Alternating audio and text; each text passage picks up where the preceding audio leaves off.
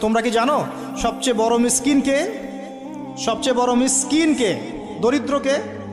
সাহাবীরা বলছেন আমরা তো মনে করি যার কাছে অর্থ সম্পদ কম সেই বড় মিসকিন। আল্লাহ রাসূল বলছেন ভুল।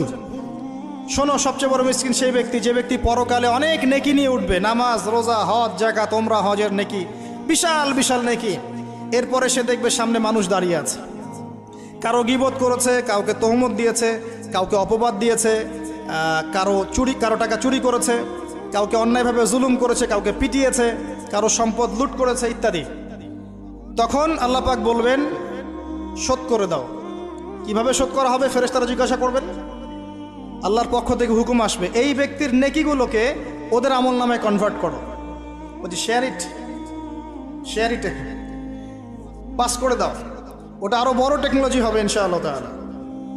বলার সাথে সাথেই আপনার নেকি আমার নেকি দেখা যাবে চলে গেছে, নাউজুবিল্লাহ।